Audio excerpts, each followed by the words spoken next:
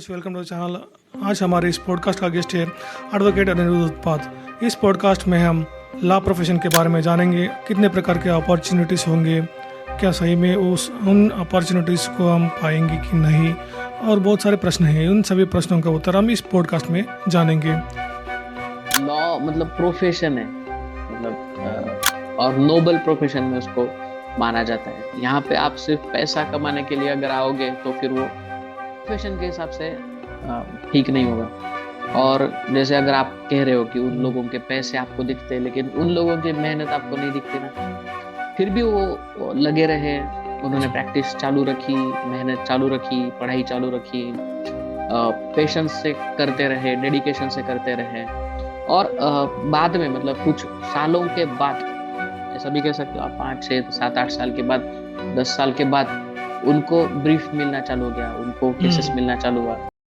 How many types of lawyers, कितने प्रकार के लायर्स हैं? ओके, लॉयर्स तो ऐसा मैंने सुना, कितने प्रकार है वैसे भी? प्रकार प्रकार ऐसा कुछ मतलब, अगर हाँ प्रैक्टिस के लिए अगर देखा जाए तो फिर उसमें सिविल के होंगे, क्रिमिनल के होंगे, कॉन्स्टिट्यूशनल है, फिर हम्म। कॉरपोरेट वाले हैं, फैमिली मैटर्स मतलब फैमिली कोर्ट वाले हैं। तो ऐसे अलग अलग है उसके प्रकार। हम्म। और फिर मतलब हम्म। हाई कोर्ट वाले मतलब हाई कोर्ट में प्रैक्टिस करते हैं, कोई कोई सुप्रीम कोर्ट में करते हैं, डिस्ट्रिक्ट कोर्ट में होते हैं, जेएमएफसी हम्म। कोर्ट में होते हैं। तो मतलब ये प्रैक्टिस के उनके क्या कहते हैं, प्रैक्टिस के स्थल या फिर प्रैक्टिस के जगह। और उसके साथ उसके बाद जैसे आपको बताया वैसे कि civil, criminal, corporate, family matters, ऐसे अलग अलग।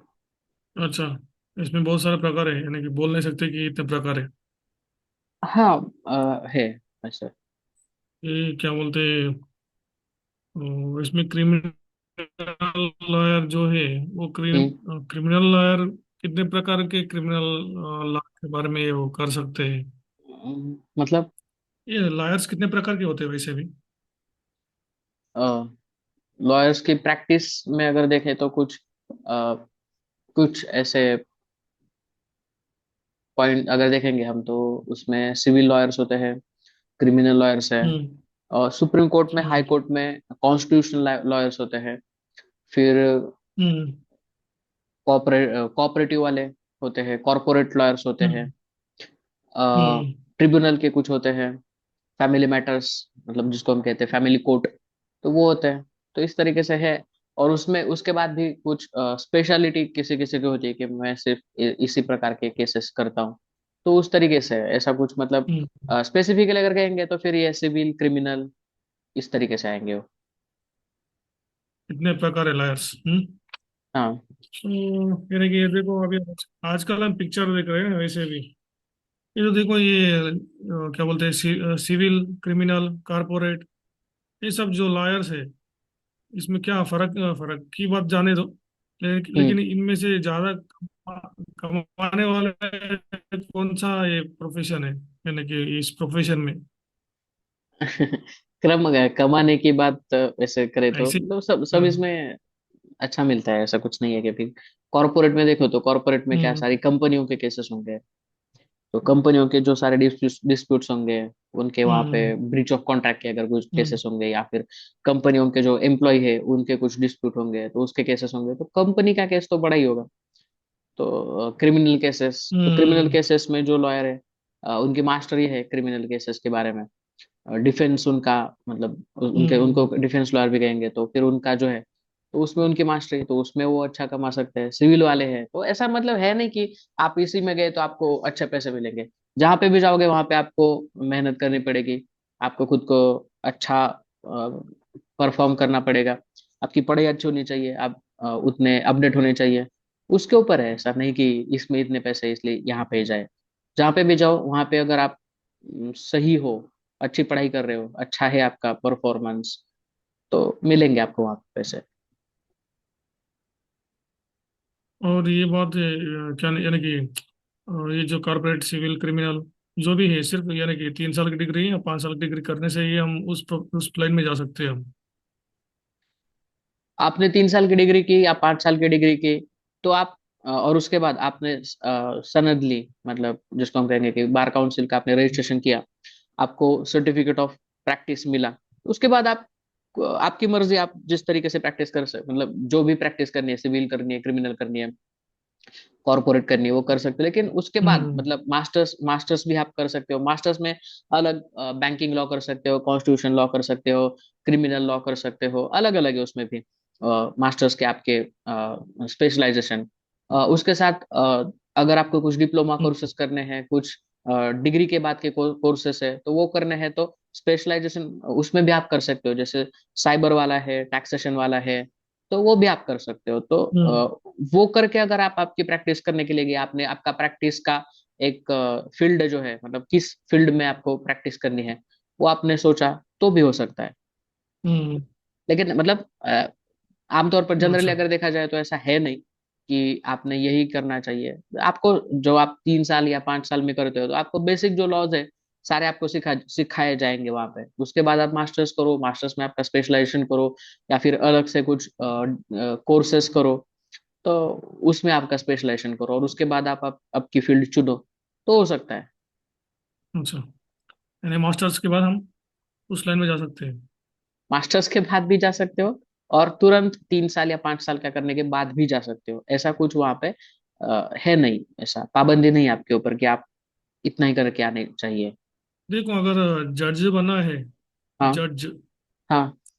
उसके लिए, यानी कि उसके लिए सिर्फ वो ये 3 साल की या 5 साल की डिग्री चलेगी, या क्या कुछ दूसरा कुछ एग्जाम देना पड़ेगा?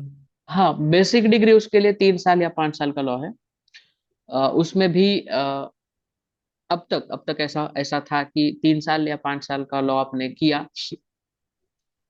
5 साल का लॉ आपने अगर किया, तो फिर और आपकी उम्र 25 साल से हम्म। नीचे है, फ्रेशर हो आप, आपने सारे अटेम्प्ट, फर्स्ट अटेम्प्ट में सारा हम्म। आपका लॉ कंप्लीट किया है, तो आप सीधा जज की एग्जाम जो थी, जेएमएफसी एग्जाम कहते हैं उसको, कि जुडिशियल मैजिस्ट्रेट फर्स्ट क्लास, तो उसको आप अपेयर हो सकते थे।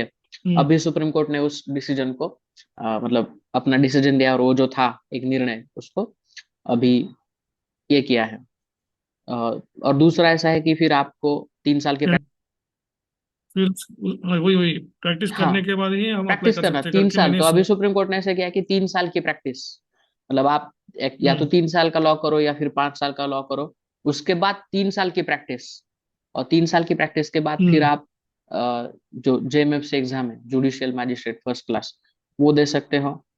आपकी अगर 7 साल की प्रैक्टिस हुई है, तो आप सेशन जज, डिस्ट्रिक्ट कोर्ट मतलब हम्म। डिस्ट्रिक्ट जज, उसकी एग्जाम दे सकते हो। तो इस तरीके से है। अच्छा, ये कितने प्रकार के कोर्ट्स होंगे? डिस्ट्रिक्ट कोर्ट्स, कोर्ट्स, हाई हाँ, कोर्ट, कोर्ट्स के अगर हायरार्की सुप्रीम अगर, कोर्ट। हाँ हाँ, हायरार्की अगर देखेंगे, तो फिर पहले जो होते हैं तालुका लेवल पे जो कोर्ट्स होते हैं, उसको जेएमएफसी कहेंगे, हम्म। जुडिशियल मैजिस्ट्रेट फर्स्ट क्लास, या फिर उसको सीजेजेडी कहते हैं, सिविल जज जूनियर डिवीजन, मतलब सीजेजेडी या फिर जेएमएफसी कोर्ट, वो है। फिर वो तालुका लेवल पे हो गए। फिर उसके बाद डिस्ट्रिक्ट कोर्ट, जिसको हम कहते हैं, या फिर सेशन कोर्ट कहते हैं, वो जिले पर होता है। और जो जेएमएफसी कोर्ट है, या फिर ये जो कोर्ट है सीजेजेडी कोर्ट, उनके जो अपील है, हम्म। उनके जो अपील करने हैं, तो आप वो उनके अपील डिस्ट्रिक्ट कोर्ट में करोगे, या फिर मतलब सेशन कोर्ट्स में करोगे। फिर उसके बाद जो है वो हाई कोर्ट। तो कुछ केसेस ऐसे हैं कि जो सीधा सेशंस में चलते हैं, तो सेशन का अपील आप करोगे, हाई कोर्ट में करोगे, और हाई कोर्ट के बाद फिर सुप्रीम कोर्ट। तो इस हम्म। तरीके से उसकी हायरार्की है। और सिविल में, मतलब जैसे मैंने बताया अभी कि सीजेजेडी, सिविल जज जूनियर डिवीजन, तो उसमें पेक्यूनरी जुरिडिक्शन है, मतलब इतने अमुक रकम तक के जो केसेस है, वो सीजेजेडी में चलेंगे, और उसके बाद के जो केसेस है, वो सीनियर डिवीजन कहते हैं उसको, सिविल जज सीनियर डिवीजन, तो वहां पे चलेंगे। तो उस तरीके से वो होगा। तो ये हायरार्की है, मतलब सीजेजेडी, जेएमएफसी कोर्ट, उसके बाद हम्म। डिस्ट्रिक्ट या सेशन कोर्ट, उसके बाद हाई कोर्ट, और उसके बाद सुप्रीम कोर्ट। अगर हम लाभ यानी कि 3 साल या 5 साल की पढ़ाई कर देते हैं, फिर हाँ। करने के बाद हमारे पास कौन से अपॉर्चुनिटीज होंगे? लॉ के बाद? मतलब आपने पढ़ाई की यानी उसके कि बाद। पढ़ाई कर लेते हैं हम। हाँ। तो हम्म। पढ़ाई के बाद अपॉर्चुनिटी अगर कहेंगे तो फिर आप मतलब 3 साल का लॉ करो, उसके बाद अगर आपको मतलब 3 या 5 साल का लॉ करो, उसके बाद आपको अगर मास्टर्स करना है तो फिर एलएलएम हम्म। करो। मास्टर्स में आपका स्पेशलाइजेशन होगा तो वो करो। हम्म। या फिर जैसे मैंने बताया वैसे कि उसके बाद मतलब डिग्री के बाद के कुछ कोर्सेस होंगे आपके, तो वो कोर्सेस करो। हम्म। प्रैक्टिस कर सकते हो, हम्म। मतलब रजिस्ट्रेशन करो आप बार काउंसिल के साथ, और सर्टिफिकेट ऑफ प्रैक्टिस लो, फिर प्रैक्टिस शुरू करो। या फिर उसके साथ आप सेट नेट एग्जाम कर सकते हो, नेट एग्जाम दे सकते हो। उसके साथ फिर आप लेक्चरशिप कर सकते हो। अ, बाद में जैसे मैंने बताया कि वैसे कि कुछ 3 साल की प्रैक्टिस होने के बाद आप जेएमएफ से एग्जाम दे सकते हो। असिस्टेंट प्रोसिक्यूटर, मतलब जिसको हम कहते हैं कि वकील, हम्म। सरकार के वकील जो होते हैं, असिस्टेंट प्रोसिक्यूटर, तो उनकी पब्लिक एग्जाम आप, प्रोसिक्यूटर। पब्लिक प्रोसिक्यूटर, तो उसकी एग्जाम आप दे सकते हो। 7 साल की प्रैक्टिस की आपने, तो उसके बाद आप हम्म। डिस्ट्रिक्ट कोर्ट या फिर मतलब सेशन कोर्ट उसकी उसकी ये कर सकते हो। आपको अगर हाई कोर्ट में प्रैक्टिस करनी है तो आप हाई कोर्ट में भी प्रैक्टिस कर सकते हो। तो बहुत सारी अपॉर्चुनिटी है आपके पास। या फिर आपको सिर्फ इसके साथ और एक होता है कि जो रजिस्टर ऑफिस होते हैं, रजिस्टर ऑफिस में जो हम्म। हम सेल डीड करते हैं, मॉर्गेज करते हैं, ये जो सारा वहाँ पे जो हम करते हैं, तो उसके लिए भी उसको कहते हैं कन्विंसिंग प्रैक्टिस। तो वो भी आप वहाँ पे कर सकते हो। उसके साथ आपको अगर मतलब प्रैक्टिस नहीं करनी है, आपका ड्राफ्टिंग प्लीडिंग वगैरह अच्छा है, तो आप फर्म ज्वाइन करो। फर्म में आप ड्राफ्टिंग वगैरह करो, या फिर आपका खुद का कंसल्टेंसी शुरू करो, वहाँ पे कंसल्टेंसी करो। तो इतने सारे हैं आपके पास ऑप्शंस, आप कर सकते हो, मतलब है आपके पास इतने सारे। कंट्री, कोई भी कंट्री जो है उसका बेस क्या होता है, तो लॉ एंड ऑर्डर उसका बेस है। अच्छा। कंट्री कंट्री हम्म। कैसे चलती है, तो लॉज के ऊपर चलती है। उसका कॉन्स्टिट्यूशन है। Hmm. Constitution is the base of all laws, all all acts. तो वो है।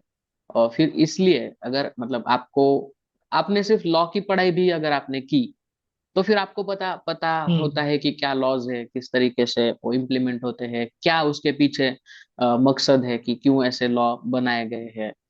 तो एक एक और लॉ भी क्या है, मतलब what is law? So law is nothing but the common sense, ऐसा भी कहा जाएगा। Law is for the rules hmm. For the citizen. Law is that prudent citizen, ऐसा शब्द है, देखो वहां पे प्रूडेंट ऐसा शब्द है कि एक समझदार व्यक्ति किस तरीके से होगा। तो अगर आपने लॉ पढ़ा तो मैं मानता हूं कि आप एक समझदार नागरिक बनोगे। तो उसके लिए भी एक सामान्य लोगों को लॉ पढ़ना चाहिए। और अगर आपको एक प्रोफेशन में ही आना है तो फिर आप पढ़ रहे हो तो और पैशनेटली पढ़ोगे। लेकिन सिर्फ लॉ की पढ़ाई की तो भी आप एक प्रूडेंट सिटीजन बन सकते हो, उसके लिए भी आपको लॉ पता होने चाहिए। हम्म। सही है। क्योंकि डे टू डे लाइफ में हमारा और लॉ और का क्या बोलते हैं ये? संबंध आता ही है। तो उस संबंध को मतलब हम्म। वो जो है, तो उसको सही तरीके से समझने के लिए, सही तरीके से उस तरीके से अच्छा बर्ताव करने के लिए भी आपको लॉ पता होना चाहिए।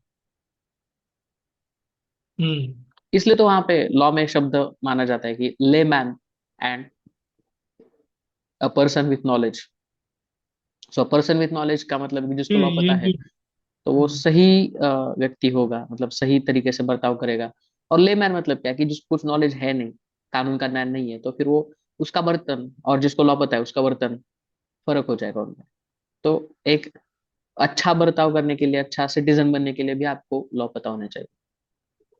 ये जो लायर शब्द है, हम्म। ये लायर शब्द के बारे में बताया वही है ना?